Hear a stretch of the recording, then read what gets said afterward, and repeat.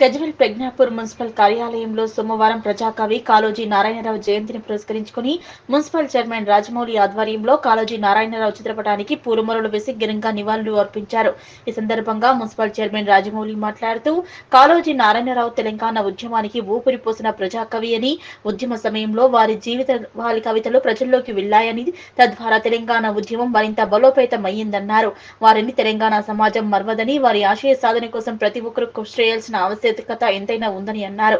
అలాగే ప్రజలకు తెలంగాణ భాషా దినోత్సవ శుభాకాంక్షలు తెలిపారు. ఈ కార్యక్రమంలో municipal vice chairman Zakiuddin, municipal commissioner Golconda Narasaiah, councillor, municipal అధికారులు, మున్సిపల్ సిబ్బంది పాల్గొన్నారు.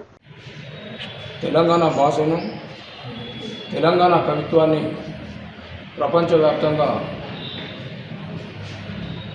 ప్రఖ్యాతులు తెచ్చినటువంటి మహాకవి కాళోజీ నారాయణరావు గారు తెలంగాణ యాసను, తెలంగాణ భాషను ప్రజల్లో చాటి చెప్పి తెలంగాణ ఆకాంక్షను రగిలించినటువంటి గొప్ప మహాకవి శ్రీ కాళోజీ నారాయణరావు గారు.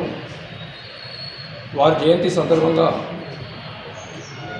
మన గజ్వేల్ ప్రజ్ఞాపూర్ మున్సిపాలిటీ ఘన నివాళులు అర్పిస్తూ వారి యొక్క ఆకాంక్షలను మనం ముందుకు తీసుకెళ్ళి ఈ తెలంగాణ భాషను ఇంకా ప్రసిద్ధిగాంచే విధంగా చేయాలని కోరుకుంటూ వారి జయంతి సందర్భంగా శుభాకాంక్షలు తెలియజేస్తూ